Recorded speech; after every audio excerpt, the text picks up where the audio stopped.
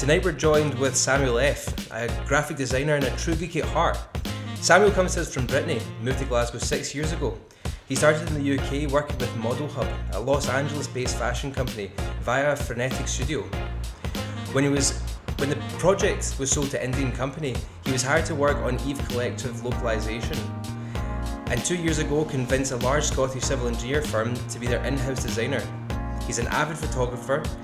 He's rarely seen without his Fuji X-T2 and is currently working on several projects, one of them being One Bedroom, Four Corners, where he tries to take and publish a picture every day for a whole year. Welcome, Samuel. Tonight he's joined by myself, Matt Collins, and Nana Huslarty. So thanks for coming along, Sam. Thank you for having me. We obviously have a long relationship. We've worked together in the past, still working together actually, so we know each other well. Yeah. I guess we just wanted to start off by asking, how are you? I'm good. It's weekend, it's a Friday feeling. No, it's a good day to do it, isn't it? Yeah. Unfortunately, we don't have any beers tonight, keeping it as a sober one. I'd rather keep a clear mind. Yeah. No, the next time I'm sure we're going to have you on again because I don't think we'll get through everything we want to talk about today. So you're from Brittany. Yes, I'm from Brittany. And you moved to Glasgow 6 years ago. So I was under the impression you moved to London first. No, I moved to, I worked south of Brittany and in a region called Pays de la Loire and then to Paris. Yeah. And in Paris in fashion. And after a year in fashion Paris, which was exhausting, I decided to leave France because I needed some new feeling, some new something. Yeah. I've never been too fond about the way France deals with graphic designers in general. And my girlfriend back then lived in Glasgow already, so... Perfect. Yeah. That's ideal. And just touching on the working in Paris, how was that? You say it was exhausting. So, what happened is I was working in a contract called alternance, which means you're working 3 weeks in a company in 1 week, and in a school, like you're studying for a week. It was my second bachelor's degree back then, and so I was hired by this fashion company to be the in-house graphic designer that was making all the books, the trend forecasting books for them. Okay. It's a trend forecasting agency, pretty big actually. You enjoy it? Yes, it was. Yeah, it was amazing. Like the fashion industry is quite something, and I was somewhat of a special intern because I was actually a full-time intern for 3 weeks at a month instead of just like a few hours a week. So I was basically a full-time employee, and the amount of work is tremendous. Yeah. I've never worked so hard and so fast in my life. I've never learned so much in my life as well. Like to this day, my boss, Philippe Beaumont Pagani, is still my mentor. Yeah? Yeah. You still keep in touch with him? Oh yeah.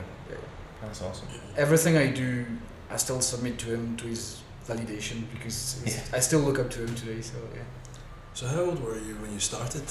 I'm 2 years late on about everything school-wise, so I started, like, my real start as a career was the fashion industry, so I was 25 or something like that back then, a bit less, maybe 22. And how did you get into design? Was it because you obviously, if you went into fashion first, was it fashion you wanted to work in, or was it design you wanted to work in and fashion just kind of took your interest? No, well, what's funny is that I was never meant to be a graphic designer. I used to be in drama school and cinema. Okay. The 3 years that precede what you would call an A level, and so I was studying drama and cinema because it was easier for me. I always had a creative mind, and I always had trouble with school. I wasn't very good, very interested. I don't know anyone that didn't have trouble with school. That's in our industry anyway. Yeah. And so I did drama and cinema for 3 years, and I created the photography lab over there. So for 3 years I had like the lab for me and just a couple of kids. And so just for people that are listening to this, what is the lab? So I used to be like in... The only way to describe Tréguier is a hippie school. Back then it was really a hippie school. Okay. And so my major, if you want to talk like that, was drama. So it's like 9 hours a week, 6 hours of practice. Okay.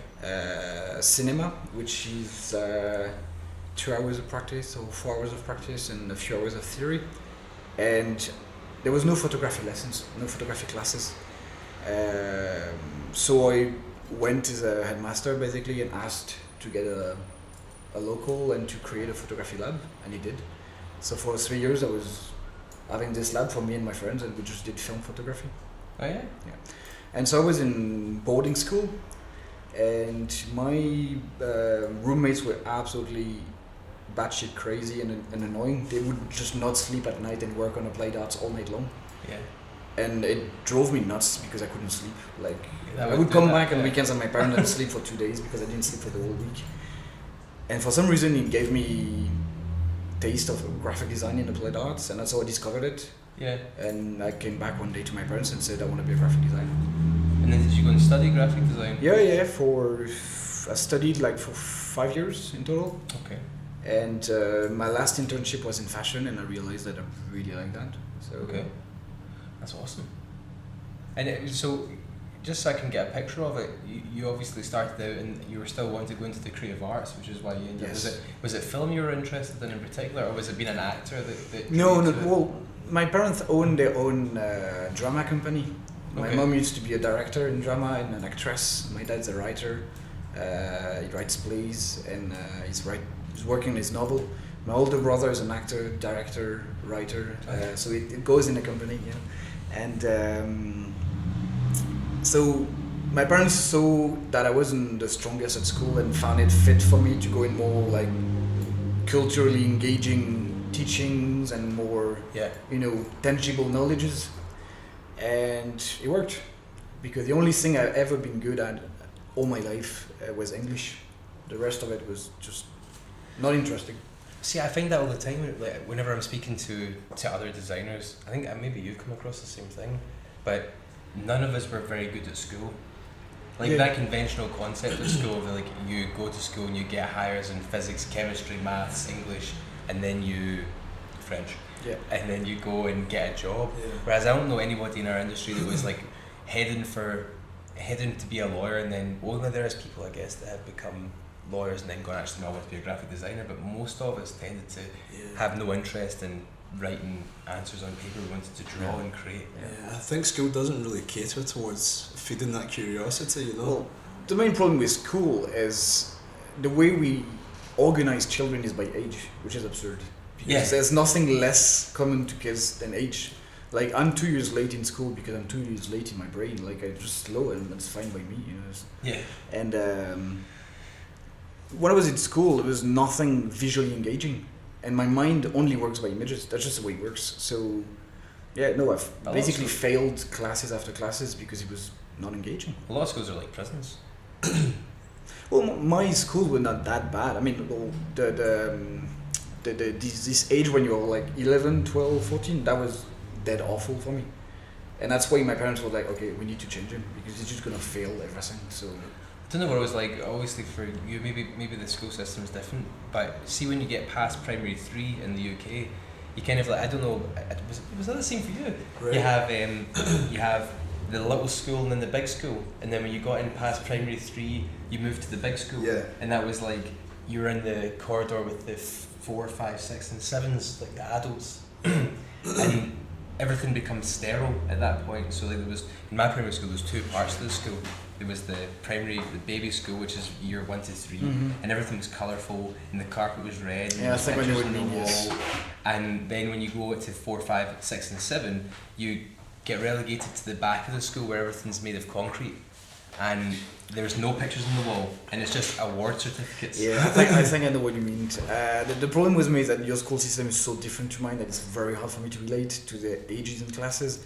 But yes, when you reach 10, 11 in France, the school system is very different, and you study different subjects and everything.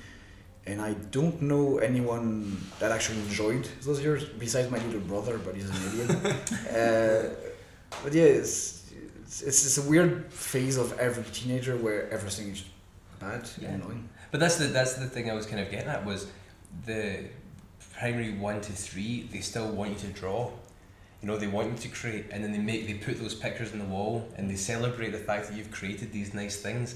And then when you get a little bit older, not much, they're like, no more of that. There was Art still disappears. There was still drawing classes when I was like Did 12. you? Yeah, 12, Oh, 14, okay. 15, 16, all that.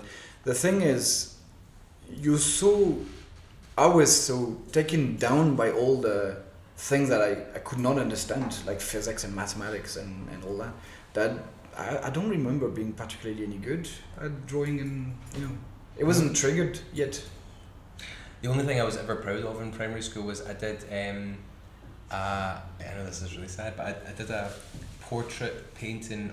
I just kind of copied Vince van Gogh's Starry Night painting, and this was in primary 5, and I painted it, and I remember people being really impressed by it, and people saying that I must have copied it, like I must have, obviously I copied it, but I must have got somebody else to do it because it was too good for that age group.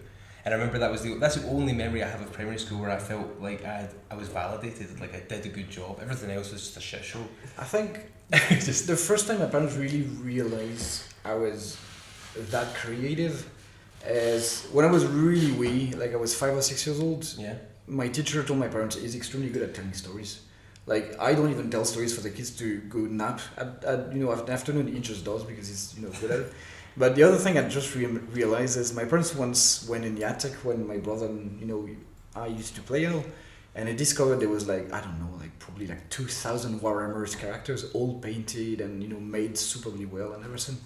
They were like, wow, he's actually good at painting and creating stuff, and yeah, it's one of the first time as well I realized I was good at creating fictional universes and images and setouts. And I can relate to that. I can relate to that. When I was what age was I? I must have been, as soon as I came into high school, so I was about 11 years old, I didn't want to be a high school person, I wanted to be a warrior. It's like my conventional concept of a warrior. So I didn't really make it very many friends in high school in the first 1 or 2 years because I was friends with 2 guys on my street who were a bit reclusive. They also wanted to be warriors, and we created this whole fictional universe that we lived in. And that's what it was all written down. We had a language, we created everything for it, and that was nice. I enjoyed that. I didn't want to be in high school yet. I wasn't interested. I just wanted to create worlds that weren't the one that I was stuck in. There's that's cool. And then when you finished in that school and you went to do graphic design, you did that in Brittany as well. Well, south of Brittany is actually a region called Pays de la Loire, but it's called MANAA. It's basically a very roughly translated, it would translate at put to level of applied arts. So for people who didn't do applied art before their university degrees, they do this 1-year course, and it basically boosts you to the level of being, you can then apply to enter. So it's like a fast track sort of thing. Yeah. Okay, that's cool. And I was incredibly bad at it. Yeah. Yeah, like it was mental. Like everything I did, my teacher hated it, and it was like she literally came to my ear one day. She was known to be mean, but she came to my ear one day and she told me something like, there's no shame on being a plumber. And like that woman was extremely mean. Yeah. But she told me you have no future in graphics and that you'll never do nothing. Just stop. It's so damaging. That happened to me in high school as well. We had a substitute teacher, so not our main teacher, come in to our class, and she would just isolate me and one other boy and say, "Your work is shit." And at that age, that can really damage your confidence. Like especially what I hate is people telling you, "Oh yeah, but she was pushing you." No, scratch that. She was not pushing us. She was mean. Yeah, teachers are there to make sure that when you fall over, you know how to get back up, not to trip you up. No, that's the thing. That's what you expect, isn't it? Yeah. I left high school before I did my hires. So I left when everyone else was doing the hires because I couldn't bear it anymore, I needed out. So I escaped and went and got a job, and then I realised I kind of needed to get some hires. So I went back to do psychology, things that I thought I'd be interested in, psychology, sociology, media studies, the basic stuff that you had to get. And I remember my psychology teacher, who was just obviously the worst human being, I handed in we had to write a basic report for the first semester. I wrote the report, and then she took me up the front of the class, and when everyone left she said, "I'm not so sure that you're an educational person," and then she gave me a police force application. Oh. No, I did. How old was this teacher? Was she older or was she younger? No, she was. I would have said she was about 50, 40, late 40s, 50. She wasn't like Old Testament. Like I was shocked because I really liked her for the first semester. But then at that age, I'd left school. I then came back to college to get my hires, and then for the first teacher that I had interaction with outside of high school, hands me a police application form and is saying you're not educational. I was like, well, Yeah. That's fucking interesting. help then. One thing that came out of this first year of studies that was pretty fun is, so she really took down everyone. And because she basically created this place and she was like the one successful teacher, whatever, we couldn't really, like, no one really heard, we're 20 years old, didn't heard of moral harassment back then, so there was no idea in our mind to like maybe report her or whatever. Yeah. But so out of 24 students in that class, well, I made alright. I mean, I'm pretty happy with my career.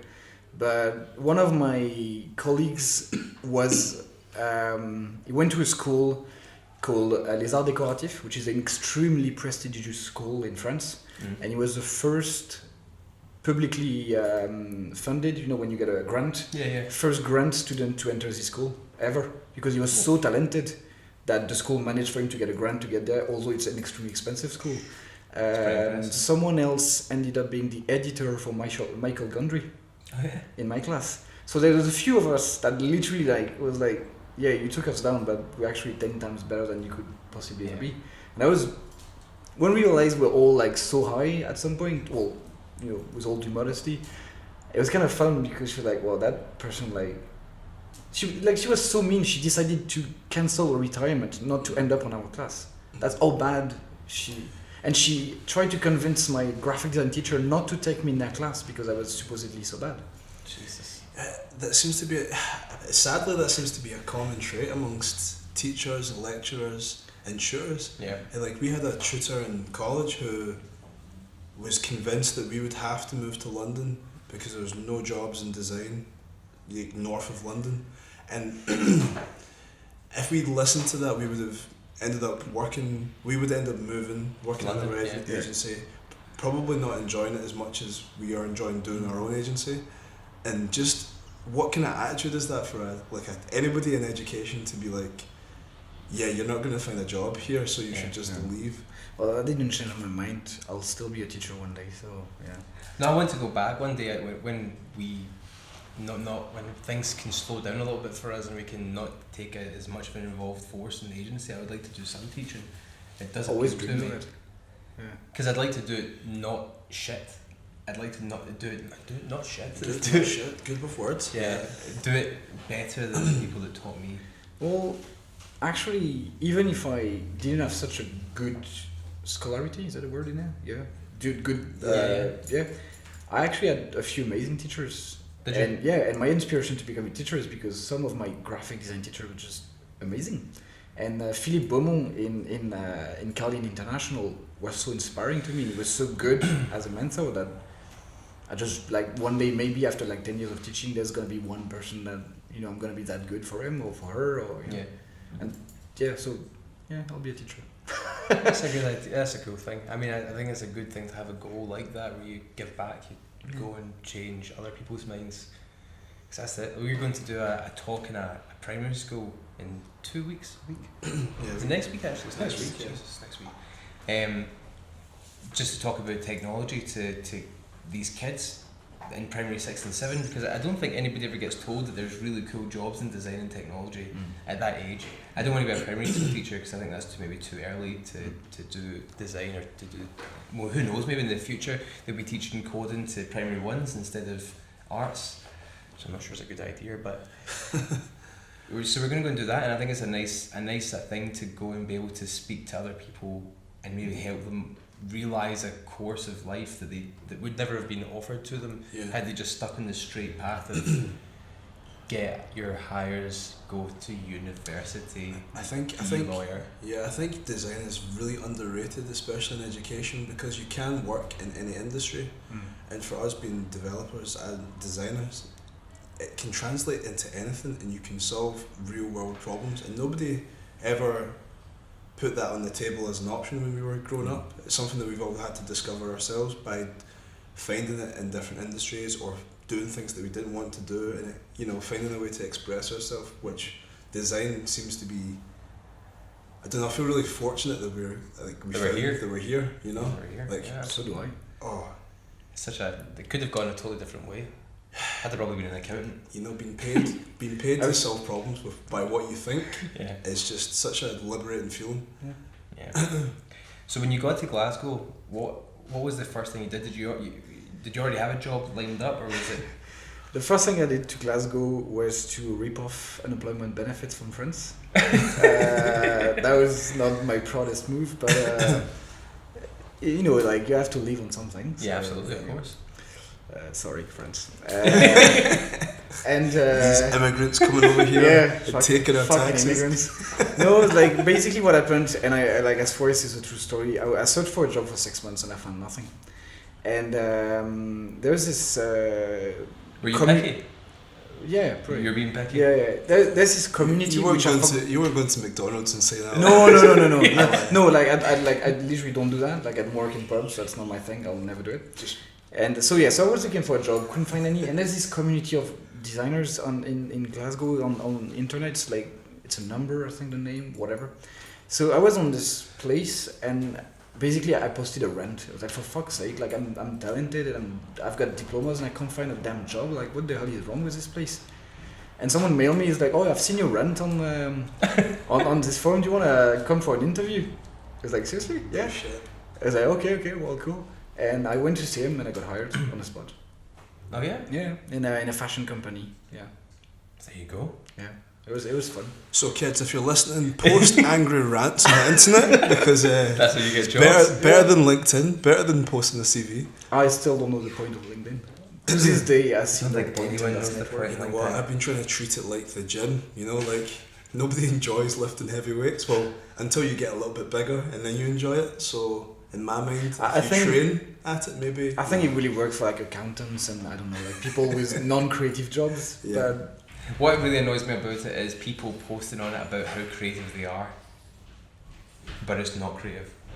You know, like it's just these incredibly mundane things. Like just you couldn't be talking about a more boring concept. And they're like, so our creative team came up with this way in which we all talk to each other in a circle to be able to get our points across. I know what you mean. We're just such a great fucking team. Fuck off. I'm just that's just common sense. If you need to talk to each other, like talk to each other, that's not. I guess you could call it creativity, but that frustrates me. So I'm like, what is it that we're doing here? What's the point of this? I guess that's the thing. What's the point of LinkedIn? Let's answer that question. If anything we can do in this podcast today is like answer what the fuck is LinkedIn. I have no idea. Like it's a network, but why? It's a sales tool for guys that want to email people but want to know who they're emailing. One thing I is sure, guess. the guys behind LinkedIn are geniuses because we all have one and Yeah. no one knows why. At least I get the point of having Facebook. Like if I meet somebody in another country and I want to keep in touch with them, I can do so. Find them on Facebook. It's like a directory of human beings. It's good. What happened today? You were saying earlier, some girl from a marketing firm posted that all marketing is bullshit, and then because she'd swore in her post, somebody was giving her shit about swearing and was saying this is a professional network. You don't swear on LinkedIn or whatever. Yeah. After you told me that, I was thinking, who is this person to tell her that she can't swear? Like, what? How does that affect their life in any way? People have such a perception of LinkedIn though. It's like, don't post pictures of you and your dog. Don't post pictures of you and your kids. I suppose it's an extension of people need labels, you know. Yeah. Yeah, I do get that. You don't want to see Facebook posts on LinkedIn. No. But then Facebook posts on LinkedIn are more interesting than LinkedIn posts on LinkedIn.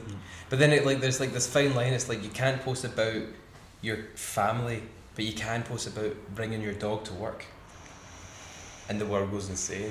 Yeah. Yeah. Oh, puppy in an office. It is clearly business oriented. Like I know my company uses it to communicate about like achievements, milestones, stuff like that, and it's good because it allows us to communicate in a gentle way, not just hammering some news. Yeah, it's not you know, just like marketing, yeah. we have new office, you know, and it's cool. You know, I don't know, like we just finished this one building and it's really looking amazing. And then you have a nice picture and basically the architect, we're a company of engineers, and the architect who are connected to LinkedIn with us can see that and see that we're talking about them and maybe they'll talk about us. And it's some kind of underlying pact that we all talk about each other and we like support, and sometimes there's even recruiting. Right. There we go. Samuel's figured it out. That's it. That. You should go work for LinkedIn. I'm going to write a blog post about that. The offices in LinkedIn are amazing. No, they are cool. These kind of Californian design offices and The dream. Oh, did you? I saw an article about LinkedIn recently, or maybe it wasn't recently, but I just think it's recently. But it was around when LinkedIn hire somebody to work for them, they ask them in the when they actually get hired, where do you want to be working? Like, where's the next place you want to work? And that's the goal of LinkedIn, to get their staff to leave LinkedIn and go and work where they want to work. I suppose it makes sense. So like, they're not intending that they're going to keep their staff for 10, 15 lifers. Like, that's not what they're doing, but they're saying, work for us, use this as a stepping stone, and we'll help you get into. And that's a really cool ethos. Yeah. It's a really cool concept. I imagine you could go to work for a company and they're just like, well, where do you want to work after this? I want to work here. All right, we'll help you get there. That's a really cool idea. That's pretty cool. Yeah, LinkedIn. LinkedIn's amazing, man, isn't it? Wow, I didn't tell you that changed. So when you got this job, how long did you stay with them for? That was a rocky road. So I met this amazing guy, called Stuart. Yeah. And Stuart was a vision-driven guy. He really understood what it was to empower your employees through comfort. Our office was amazing, and we had a massively talented team. It was crazy. We had a developer called Stuart as well, who was really talented and really devoted to the team. I was overhyped because I was there. It was my first job, and it was everything is awesome, Yeah. And we hired this wee girl from Dundee called Donna, and she's an amazing illustrator, and she was dedicated, very dedicated to the project. Then we had Rowan, which was a developer as well, and she was a unique personality. She's a celebrity in EVE Online community, like people recognize her in the street and all that. Yeah. So when she came in, I think it was something like she needed to be connected to EVE Online 24/7, even when she was working, because she was such a big person. There was something like that. But yeah, the team was amazing. For his sake, I'm not gonna name him, but we had an investor, which was one of the worst human beings I've ever met.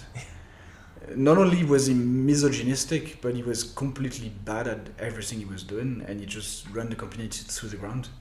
So in 2 years, we've seen a few investors coming in, including John Viola, that's now completely bankrupt, and I think it has maybe a little bit of doing with what he did with us on Model Hub. But yeah, it was just very, very badly managed on the investment side. And then it went under? It went down in 2 years. So Frenetic Studio transformed into Haywire Robot, which was another company. And I think Stuart did everything he could to, save the project. But Model Hub was sold to a company in India, I think, by this investor, and which was a very, very bad move because the network was starting to pick up some movement. And it was just all down. So why did they need an investor in the early stage? Was it just for the capital for the business to run? Well, Model Hub is a very complex concept. So basically, you have to understand that these Los Angeles-based companies, they're building buildings, and the ground floor was a coffee shop. The first floor was a photo shoot room and a showroom, which is very common in fashion. You have this big, massive room, like equipped with like studio lighting and cameras and everything you need, and you can rent it or you can use it as your photo shoot room. And then the top floors were apartments, for models to stay in when they were having a photo shoot and everything. And of course, in Los Angeles it works, but in Glasgow, there's some very good models out there, like Christine Griblin. I'm sorry if I said your name wrong. And people like that are very talented, very professional. You might have actually seen her in the Iola advertisement, the glasses. Yeah. She's one of the girls there and one of the models. And so we had a lot of talented people, but implementing those buildings was very hard. You don't sell a 20 million building just like that. So we had to implement the idea of Model Hub. And the idea they had behind that was to create a tool which was it was a network creation tool for the modeling and fashion industry. And we did an amazing job. Like in a span of 2 years, we had a full concept, an application, a website, activities related to the app, hotspots. We had a Pilates teacher, Rona Gemel. We had a lot of extremely talented people connected to this. But this main investor, I think he freaked out and he wanted to make quick money. I don't think he understood much about investing, and he just fucked it all up. That's a shame. It's quite a common story, isn't it? Investor comes in, doesn't understand the business, and just Oh, wants to flip he it. really had no some clue. cash. He had no clue whatsoever what we're doing. So after that, we, parallel to Model Lab, worked on a football game for Ronaldo, the footballer. Yeah. The thing is, Ronaldo has 20-minute attention span. So, you know, when he had this idea and he launched it, he put money in it, and then, of course, 6 months later, it was like he completely forgot about it. So that thing never actually happened, of course. And yeah, there was a second failed project, basically. So Frenetic Studio, my first company, transformed into Highwire Robot, and Stuart did his best, but it was too late. That's unfortunate. Yep. But you ended up going to an engineering firm. Well, I was very abruptly unemployed by then, with 2 months and a half, which was not paid, so I was completely broke. So I need to find a job real fast. So I had the luck to be employed by a localisation company, which is the translation of video games. Okay. And I worked on EVE Online for 16 months. Oh yeah? Yeah. For the localization in French, which was fun. Yeah. How did that come about? Well, I was just looking for a job. I was speaking French. They were constantly looking for translation agents for their projects, whatever that is. And the company they work for, it's a company called Pole to Win International. And so yeah, but I think it was like 3 years ago. So they hired me like at first for a year, but then, you know, like every project takes a bit more long. Yeah, of course. A lot longer. So yeah, we worked on that. It was fun because EVE Online is an incredibly vast universe and the community is super strong. As far as I'm concerned, it's the most boring game on the planet. But you know, it's an experience. Yeah, people have it's not one of those games I've ever really been that interested in. It's basically almost not a game. There's literally no part where you're actually playing in that game. You're issuing orders and commands, but you're not really playing. So you're not a fan of games like Red Alert and Absolutely not. Games? No. I was born and raised on Quake. So Yeah. You're a run and gun sort of guy. That's the same as me. Yeah. Well, not even. No, run and gun is more like, you know, this side scrollers. Yeah. I'm a FPS shooter. Well, I used to be. Yeah, I was nuts for Quake. I was the same. I grew up with FPSs and that was my thing. That was what I liked playing only, exclusively. And then I kind of got into a little bit like, you know, third person. You know, like, I like that. So you're a first person shooter, Quake Online, Quake 3 Arena. back in the day. Yeah, and I was actually I was a champion on Diablo 2 when the multiplayer was just a vague thing with a like, imagine, like, this is actually pretty fun. On Europe there was just a ladder of people playing, so you can when you finish a game you could see your ranking of all European players on the screen at the end of the game, because there was like no one playing. There was maybe like 1,000 players, and I think I was in the top 300 or something. It was big. It was enormous. So you were that guy. And then I discovered Quake 3 Arena, and it was amazing. It was like a drug. Like, so how many weeks of your life did you lose playing? It's countless. The thing with Quake 3 Arena, for example, it's just for some reason I was good. Yeah. And when I do good, it was like I literally win every single match all the time. Used to. Completely lost my skills now, and that's addictive. It's extremely addictive. But I remember one night I was in Montaigu, which is where I passed most of my graphic design studies, and someone filmed me playing, and I was so twitchy and so absorbed by it that when he showed me the video, I was like, you know, it's time to stop. Time to go outside. Yeah, this is what heroin abuse looks like. Okay, so I did this translation company, and then it ended. And I did a bit of freelancing, but I really don't really like that. So I was looking for a job, and I was training this woman called Jane in InDesign, which is for those who don't know, it's a layout editing software. And I was training her for a company, and she realized the task was a bit too big for her. So I was like, you know what, why don't I just work for your company? And she was like, oh, you think? Yeah, why not? And so I pitched my position that didn't exist to William Nielsen, which is my boss now, and he was seduced, so he hired me, and it's been more than 2 years now. See that? I like that you framed that as seduced as well. Yeah. You know? Oh yeah, Not sorry. just he was impressed. He was like, he saw my value. Oh, he was seduced. You know. Something that I don't know if I should say. Did you this. uncross your legs in the meeting? No, the funniest thing about this meeting is, so William asked me to come, and he wanted me to freelance for them, and I don't like freelancing. And the day they asked me to come was a charity day called Pink Day. Yeah. So everybody was wearing pink, like fluo pink.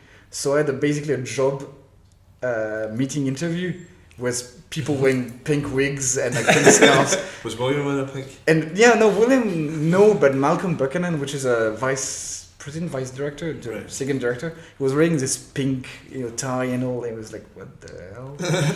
But yeah, no, it was good memory. So you've been working with them for 2 years? 2 years and a half, yeah. 2 years a and a bit half. more, yeah. That's great. You do Layout Magazine, which is a publication that they have. Yeah, I took their brochures, external communication documents. It's like, we can do better with this. We can really make something much better. It's a beautiful magazine. Thank you very much. And so I created a magazine for them. Yeah. Yeah. So just to move away from work to talk about something that we're both really interested in is one bedroom, Four corners. Yeah. So I'm not going to explain what that is. Tell us what. One bedroom, four corners. Well, recently I got a new camera, and we'll talk about it later. And, I've been living in Glasgow for 6 years, almost. And the problem is because it's not my native town, it's not where I'm from, it is a choice. And after a long time, it becomes something you've already seen. Yeah. So you need a way to reinvent yourself in your own place, because either you leave and then you quit everything you've been working at, like, nice flat, nice job and all that, or you just reinvent yourself. And I thought a good idea was to try to take and publish one new photo every single day, all year long. I think I've missed 4 days because sometimes you just can't do it. Like some days you just like there's nothing. And so that's like 60 photographs so far, roughly.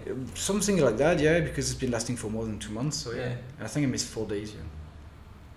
And what is it like? How do you edit the pictures, or are they just raw? Lightly. So recently I've been starting shooting with the Fuji X-T2, which is a mirrorless camera, and I cannot give enough compliment to Fuji for that camera. It's literally amazing. Like I've never felt something so advanced in my hands before.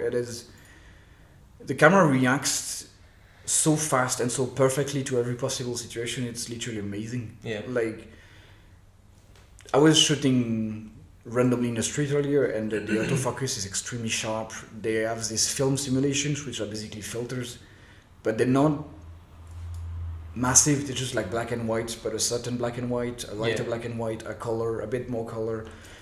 And the camera is very versatile. I've got 3 lenses, and I can basically do anything with it. So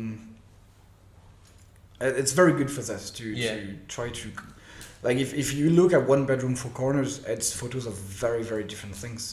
There's a motorcycle, I think there's a pizza, there's people, there's flowers, there's everything. Yeah. I've looked through a lot of it, and obviously if you follow yourself on Facebook, you see the post every single day, and I actually really enjoy it now. Like, I kind of look for it. Well, the thing that... And I do notice when you don't post. Yeah. The thing that annoyed me is, like, I wanted a post that came on Facebook with nothing. There's no comment, there's no title, just one comment, which is my name and where it's taken. But if you would see that in your feed, it's just one bedroom I did a photo. Yeah. And it's not like, hey guys, it's new photo, new day, and this is, no, like, fuck that. It's just one photo and nothing. And if you don't like it, and it's, Have you had to change your process to handle, because obviously if you're shooting to that volume every day, have you had to change the way that you work with the images? Yes, I had to adapt. It's a bit hard to... The first thing I had to change is, it's a bit exhausting, but every single minute when I'm not working, I'm basically looking for my next shot. Yeah. So that's a bit exhausting, but that's also very fun, because I end up with pictures I never expected to get. Yeah. For the process, what I was saying is that Fuji comes this X-T2 comes with so good images that I basically don't need retouching. Okay. Like you almost do everything on camera, and that's for a photographer. That's a miracle. Yeah. Like there's this thing about street photographer being what we call JPEG shooters, meaning you don't shoot raw files and then you process them and then you develop them, like you develop a film and then you have your image. No, you shoot your image and that's it, and you basically don't retouch it. After that, I use a couple of apps on iPhone sometimes just to very light retouching, like an overlay of blue or something. Yeah. And I discovered one thanks to a lifestyle blog called Stay Classic, and he was recommending an app called VSCO, and it's amazing. I cannot recommend it enough. It's a good application. I've used it briefly before. It's also a photo sharing application, is it not? So I've not really explored that side of it. For basic retouching, I've always used on my phone anyway, Snapseed. Yeah, I've got that as You well. try Sometimes. Snapseed? Yeah. Snapseed's pretty good. The thing is, if I use Snapseed, it's really to modify an image. Yeah. VSCO is a very light overlay. Just a on wee it. retouch, just like changing colours, that sort of thing. So you're gonna try and do it for the whole year, and then what are you gonna do with all of? Are you gonna?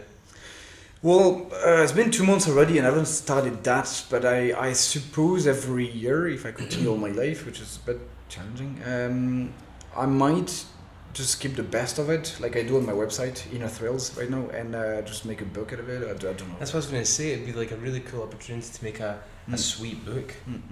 You know, something. Yeah, it's just it's such an immense quantity of work, and I'm passionate about so many things. Like I'm passionate about everything, that it's finding the time for everything is somewhat hard. But Yeah, because you're also a Polaroid enthusiast. oh yeah, I collect cameras. I shoot Polaroids. I've got a motorcycle which I ride as much as I can. Well, soon at least, because it's not a season right now. I play a lot of video games. I listen to a lot of music. I collect recalled vinyls. I'm literally in every direction all the time. Every single time I meet you, Sam, I feel a little bit bad about how much I do with my spare time. What spare time? Yeah, no. Besides that, but like the spare time that I do have, I'm like, God damn it, Samuel's probably like, I'm sitting in my house and I'm being all fat and I'm watching a movie and I'm eating some chocolate. And The I'm amount like, of TV shows I watch is Samuel's probably developing some Polaroids right now. He's probably watching a film right in his moment. That's actually I thought of you. It was Sunday, because you already told me that you're surprised. Like sometimes I do several things at once. Yeah. So Sunday I was playing Minecraft while watching TV shows and processing images at the same time. Yeah. And I was like, oh yeah, I guess I'm really multitasking. Yeah, you sure are. And I can't work.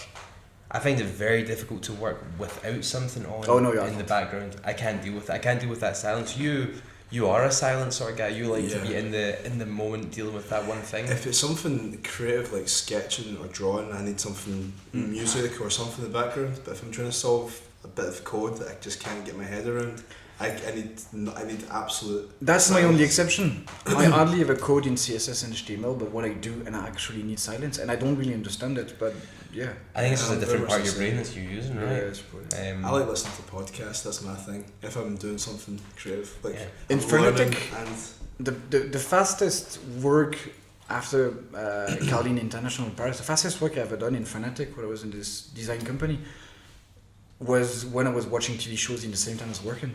I was developing these user interfaces, and I remember like working so fast, and I'd always have TV shows on the side. And at first thought was like, "Whoa, really?" It was like, yeah, but like you can see, like I'm working super fast. I was like, yeah, it's actually good on top of that. So. Well, that's the thing. Like for me, when I'm working at home and I've got my laptop in front of me and I'm doing some code, and say if I'm reading or watching a tutorial on something that I've forgotten how to do or I don't know how to do, I still need to have my phone off to the side playing something, because see when I pause the tutorial or look away from it, I need something in the background to not feel like it's just this quiet, isolated environment. I need it to be. I need to be moving. Whatever I do, I always need to have at least 2 or 3 sources of stimulation. Because do you know what I think it is? So I've got a really bro science theory as to why that is. I think my mind's too active. If I'm thinking of too many things, I can't focus on one thing. Yeah. So I need something to distract me a little bit, like music or someone talking, so that I can my attention's in 2 places instead of just one. Do you remember this scene in Harry Potter where like Dumbledore take a wand and he just empties his brain? Yeah. That's basically what TV shows and music does for me. It's like there's a part of me that empties, and the other part I'm working, so it's getting on. But I need, I need space. So it's like it's. Yeah, no, definitely. Did you read the Harry Potter books? I don't read much, if any. Like I'm really struggling. Reading has always been very difficult for me. So yeah. So Harry Potter books, I think I read them. But it might have been the only books I read in that span, like for 10 years. Like it's really, I don't read. It's not something I do. Yeah, I've only started reading a lot more recently, but just because running a business, we're trying to figure out things that other people have experienced, so it's a good way to... I mean, I've got lots of books, and actually I've got some of the same, which is kind of funny. But it's never like novels and stuff like that. I don't read. No. Yeah. Audiobooks, I'm going to try and get into listening to audiobooks. It's like traveling, like cycling to work or whatever. There's a 20-minute window where you could be listening to a book or... Yeah. I really like audiobooks. I've been listening to them since Christmas. So I got like a 3-month subscription to Audible, and I've been kind of just got 3 books, listening to those 3 books. And I've 2 of the books I've loved, and one of the books I really enjoyed, but I couldn't bear listening to it because the guy was like this fake American. Like everything was enthusiastic. Like everything was just... It was just too much, too much in his voice that I just couldn't bear it. It was just I could not listen to it without getting pissed off at how enthusiastic he was. So a lot of it comes down to the person that's reading the audiobook to me, whether or not I can actually bear it. Yeah, I can believe that. I've never been into audiobooks or audio podcasts, but yeah, it's pretty cool. Just give it a shot. Obviously, definitely listen to this podcast. Yes. So, when you were a gamer and you started off gaming, did you find that to be a good escape for you? Like is that kind of the same for you as reading a book, the same sort of stimulation, or as movies? Because I find that I'm not a big reader either. I can watch a movie and feel quite comfortable in the things that I've got from it. But the thing with video games, it's not an end; it's part of a whole. Yeah. And with, for example, I remember my parents being pretty amused with it, but at one point, do you remember the first Call of Duty 4, the first Modern Warfare? Yeah. Yes. Well, I had an ESL team back then, Electronic Sports League, so we were pretty serious about it. And we used to play every single night, and I must have done that for 2 years in a row, like all the time. And what happens by that is you actually discover people you would have never met in real life. Yeah. So trucker, butchers and students and designers and everything, and then you talk with them because it's your team, and they give you movies and comics and mangas and books and TV shows and all that, and it's like an avalanche, this whole culture of the fictional universes, it doesn't stop to one medium. Everything connects all the time. Yeah. No, that's true. I agree with that. So we're coming to the end of the podcast, and I've got one question to ask before we finish up. Yeah. And it's being a designer. Mm-hmm. And we asked this question last week to the last designer who was on the show. If you could work on any project, any type of project, your choice, complete free reign, complete creative control, what would that project be? I would probably photography as well. Yeah, I mean, it could be. If you're looking at the whole discipline. So for me, it was I'd love to work I'd like to create all the branding, all the materials, all the photography for an airline, the booking process, everything. So like that sort of thing. I don't know. One thing that could pop in my mind was I think the vision of United States is so completely fucked up by the media from us Europeans. And one thing that could be interesting would just to, well, I suppose because I'm a biker, take a motorcycle and just document the population and make a book about photography and maybe little stories about every single state of the United States by a European. And just meet people, take portraits, and tell short stories about them and try to be as honest as possible to bring back a vision that's not completely transformed and filtered by media and the vision we have about United States, because I'm pretty sure in Europe we have a very weird version of this country. We definitely do. Yeah, and that big photography trip around 2 years, that would be my dream job, making a book out of it. And Okay, so that would be the goal. If you could do that, that would be pretty happy to for your life's legacy. which is not undoable. So No, it's absolutely not. yeah, In fact, I think every time I see you from now, I'd be like, this so book that trip, yeah. So thanks for that. Thank you for coming in. you're welcome. We look forward to seeing everyone next week. We'll put links in the website description and in the YouTube video for Samuel's Inner Thrills to check out the 1 bedroom 4 corners and his portfolio work, so you can see all the stuff that he does there. Thank you. But thanks a lot for coming on. Much appreciated.